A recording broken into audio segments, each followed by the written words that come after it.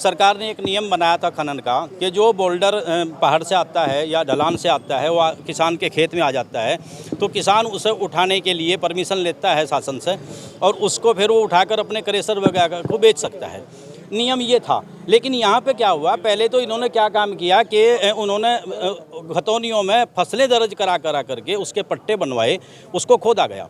उसके बाद अब एक भी किसान, अगर आप लिस्ट उठा करके देखें, मेरे ख्याल से मेरे से ज़्यादा मीडिया वाले जानते हैं, अगर एक भी किसान ऐसा नहीं है जिसने खुद खोद करके किसी क्रेशर को माल डाला है। मज़े की बात यह है कि उन्हीं लोगों के पट्टे हैं और उन्हीं के क्रेशर हैं।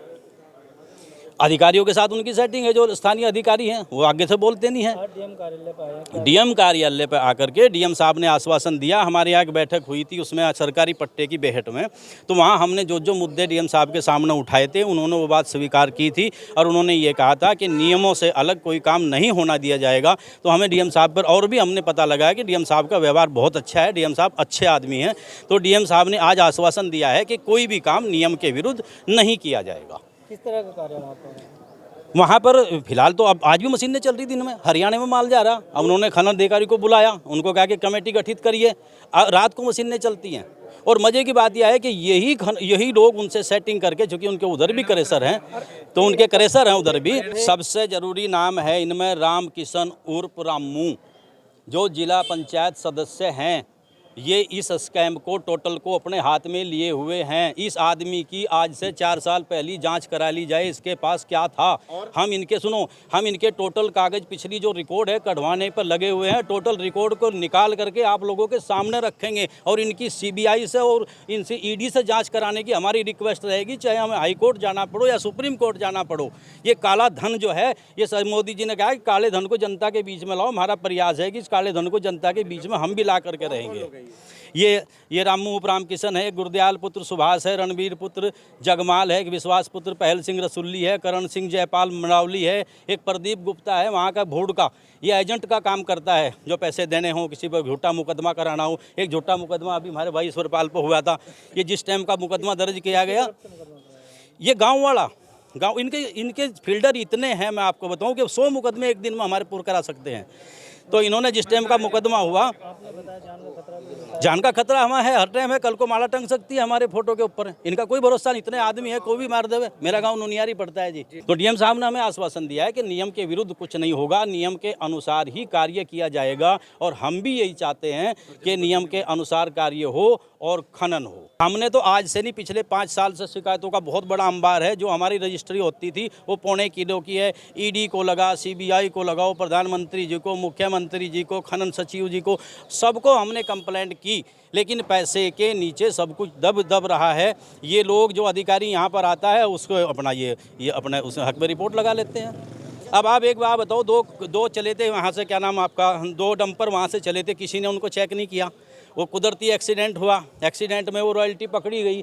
इसी तरह से ये लोग खनन, इनका डेली कंटिन्यू जारी, हज़ारों ट्रक डेली निकलता है। सरकार को करोड़ों का चूना डेली लगाया जाता है। माननीय योगी जी, अगर मेरी बात सुन रहे हों तो इन ऐसे लोगों से बचें, इनके खिलाफ कानूनी कार्रवाई करें। हम खनन के विरोध में नहीं हैं, हम चाहते हैं कि ईमानदारी से खनन हो और सरकार को राजस्व मिले। उस पूरे प्रकरण के पीछे संजय करणवाल, जो भानु करणवाल का पिता है, माइनिंग ठेकेदार है, बहुत बड़ा माफिया है और बहुत ही पुराने समय से वो मोनोपोली करना चाहता है, जो मोनोपोली उसकी चल पानी है। इसलिए वो ये 2-4 लोग उसने खड़े कर दिए। उन्हें वो खर्चा देता है, फंडिंग करता है, कभी हाई कोर्ट भेजता है, कभी एनजीटी भेजता है। और उनके सब जो वे हैं आरोप में सब निराधार मिलते हैं। जैसे ही वे शिकायत करते हैं, शिकायत में वहाँ कुछ नहीं पाया जाता। अभी उसने कहा कि 4-5 लोग अवैध खनन कर रहे या अवैध खनन को बढ़ावा दे रहे। हमारे गांव का 52,000 बीघे का रकबा है और टोटल की टोटल ज़मीन यमुना नदी के अंदर है। और सभी जो किसान हैं, सभी किसानों ने राजस्व दे के, राजस्व जमा करके तब जाके वहाँ से माल उठाया है। जब राजस्व जमा करके 350 करोड़ रुपए का राजस्व निजी भूमि से गया, आज से पहले तो कभी नहीं गया। पहले भी खनन चले हैं, पहले भी और सरकारें रही हैं, उन सरकारों में तो कहीं नहीं गया। माननीय योगी जी की जो नीति आई है, इस नीति को ये बार बार एक मोनोपोली तैयार करके, एक गिरोह बना के ऐसे करना चाह रहे कि ये निजी भूमि खत्म हो जा और सरकारी ठेकेदार की मोनोपोली चालू हो जा, वो मनमर्जी का माल अपना बेच सके। उसका माल 6 रुपये 57 पैसे पड़ता है, मात्र 138 रुपये में उसमें पट्टा छूटा था, वो भी मोनोपोली के कारण। उसने गेम के द्वारा वो इतना बड़ा आंखों में धूल झोंक का काम करा था। वो अपनी मनमर्जी का 25 रुपये 30 रुपये क्रेशर वाले को माल बेचता है और उससे ही माल फिर बाज़ार में महंगा होता है। भाई गरीब लोगों को कैसे माल सस्ता उपलब्ध होगा। तो ये जो निजी भूमि की आई थी, इस निजी भूमि से सभी लोगों को सस्ता माल उपलब्ध हो रहा था। वो कहता है कि इन लोगों ने हज़ारों करोड़ की 50 करोड़ की संपत्ति वो कर ली। ये किस इतिहास में कहाँ लिखा गया है कि मुझे अगर अपनी मैं किसान हूँ, मुझे अपनी अगर ज़मीन खुदवाई है और वो राजस्व दे कर जमा करके खुदवाई है, तो मैं कैसे नहीं वो उसका हकदार हूँ। जो पैसे उसमें आवेंगे मुझे खुदवाने पे, बेचने पे, माल जो मुझे आवेंगे, क्योंकि मैं उन्हें अपने बिजनेस में या अपनी प्रॉपर्टी में मैं कैसे नहीं लगा सकता, क्यों नहीं लगा सकता। मुझे तो अधिकार है। धीरू भाई अंबानी थे, वो भी तो एक पेट्रोल पंप पर तेल डालते थे जब उन्हें अपने बिजनेस में इन्वेस्टमेंट किया। तो जी जी, मेरा जो टारगेट है वो, मैं तो जो भी साक्ष्य होने चाहिए, वो कहते हैं सीबीआई जांच का, सीबीआई की जांच कराने की ज़रूरत ही नहीं है। जो भी साक्ष्य चाहिए, डीएम साहब को चाहिए, किसी को उनको चाहिए, मुझे खुद बुलाओ, मैं साक्ष्य देने को तैयार हूँ। जहाँ मेरे नाम जो प्रॉपर्टी है या जो मुझे है, जो मैं टैक्स जमा करता हूँ, जो मेरा पैसा है या नंबर 1 है, या जो मेरे पे जहाँ से पैसा आया वो मैं उसके लिए बताने को तैयार हूँ। पर इसमें कुछ भी ये नहीं है, ये सिर्फ टारगेट इसलिए किया जा रहा क्योंकि हम वहाँ निजी भूमि या अपने रोजगार को बचाने के लिए, अभी कुछ दिन पहले मैंने एक हरियाणा के खनन माफियाओं के खिलाफ एक शिकायत की थी। उस शिकायत के चलते ये लोग भी उधर मिले हुए हैं, संजय करणवाल भी उधर मिला हुआ है, और उस मिले हुए कारण की वजह से मैं टारगेट इसलिए किया गया हूँ क्योंकि मेरे लेटर पे, जो मैंने लेटर दिया था माननीय मुख्यमंत्री के, उस पर कार्रवाई हुई। एसडीएम साहब ने वहाँ मशीन जाके जब्त की, पकड़े गए जो खनन माफिया हैं वो हरियाणा में माल लेके जाते हैं, हरियाणा के ठेकेदारों के साथ वो मिले, इसलिए लोग बिलबिलाए हैं। और ये लोग यूपी के खनन को डिस्टर्ब करना चाहते हैं। हम नहीं चाहते कि भाई हमारा खनन जो है, हमारा सरकार का खनन चले, राजस्व हमारा बढ़े, लोगों को बहुत ही सस्ते दाम पर खनन उपलब्ध हो, ये है। और जो अभी भी इतनी ज़मीन बची हुई है कि निजी भूमि से हज़ारों करोड़ रुपए का राजस्व मिल सकता है, इतनी ज़मीन पड़ी हुई है। अभी वो कह रहे थे सुरेंद्र जी ने एक बात की, वो खुद उन्हें एक हरियाणा में मर्डर कर रखा, मर्डर करे हुए हैं, उनकी भी जांच करा लो, पता लग जाएगा कौन सही है और कौन गलत है। ये भी पता करा लो कहाँ से फंडिंग हो रही। आप लोगों से जान का खतरा भी होता है भाई मैं तो खुद कह रहा, एक जो मर्डर है, एक जो इतना बड़ा क्रिमिनल है, उसे किसी से जान से कैसे खतरा हो सकता है। हम किसी को क्या करेंगे जान से खतरा, उसे तो खुद मर्डर कर रखा है उधर।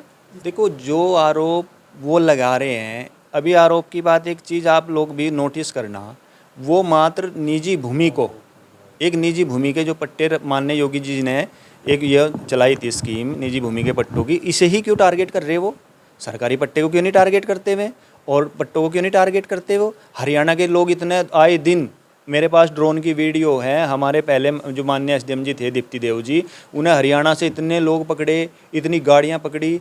हमारे अखिलेश जी थे पूर्व डीएम साहब ने भी वहाँ खुद मौके पर जाकर 10-10 बार पैमाइश कराई, 10-10 बार वो लोग पकड़े। तब कहाँ सो रहे थे ये लोग, तब क्यों नहीं करते हैं भाई। हमारा जो क्षेत्र है वो हरियाणा के बॉर्डर से मिलता हुआ है। अभी जो है इसमें तो गहनता से जांच की बात यह है कि इन लोगों की जांच करानी चाहिए, और इन लोगों की जांच कराने से ही ठेकेदार की मोनोपोली निकल कर आवेगी, संजय करणवाल की निकल कर आवेगी। संजय करणवाल हरियाणा के ठेकेदारों का पार्टनर है, जो पूर्व में यहाँ से ठेकेदार फरार है उसका भी पार्टनर है, सबको पता है। वो सऊदी अरब से इसे फंडिंग और वो कर रहा, और ये उसे चला रहा, ये कर दो। निजी पट्टों से जो राजस्व अभी पिछले साल का जो राजस्व 350 करोड़ रुपए का राजस्व है, 7-8 करोड़ रुपए में पूरे 5-5 साल चलाते थे पहले। अब उस राजस्व के बाद भी क्या कारण है कि ये निजी पट्टों के खिलाफ ये निजी पट्टों के कारण, वो निजी पट्टी का जो राजस्व आता है वो एक क्रेशर मालिक को, एक किसान को वो डायरेक्ट मिलता है। वो ठेकेदार जो है इसमें संजय करणवाल, जो भानु करणवाल उसका लड़का है जिसके पास सरकारी पट्टा है, वो अपनी मनमर्जी से माल नहीं बेच सकता कच्चा, क्रेशर वालों का उत्पीड़न नहीं कर सकता, उन लोगों का उत्पीड़न नहीं कर सकता, ये कारण है। उन लोगों का आरोप है कि उनकी निजी जमीन है, उसका खनन की वजह से उनका कटान होगा। निजी की वीडियो भी आई थी बरसात के दिनों में, जो उनकी जमीन की वो धीरे धीरे कटती जा रही थी। हमारा गांव एक प्रमाण है इस चीज़ का, जो तीसरी जगह उठकर बसा हुआ है। जब से यमुना नदी के जहाँ सरकारी पट्टे हुए, यहाँ जहाँ लोगों किसानों की ज़मीन जहाँ खुदाई हो रही है, तब से आज तक तो पानी इधर आया नहीं। पानी अपने जहाँ पानी का जो मेन रास्ता है, वो पानी का मेन रास्ता मिला हुआ है। और जो किसान है वो कह रहे थे किसानों को चंद पैसे, सब किसानों के अकाउंट चेक करे जा, उनसे बुलाए जाओ, वो चेक कर लो किसी पे कितना पैसा गया, उन सबकी स्थिति पहले देख लो और उनकी अब की देख लो। अगर आप ये खबर फेसबुक पर देख रहे हैं तो वीडियो को लाइक करके पेज को फॉलो करें। इसके अलावा अगर आप इस खबर से यूट्यूब के जरिए जुड़े हैं तो चैनल को सब्सक्राइब करके बेल आइकन दबाना बिल्कुल ना भूलें। नमस्कार।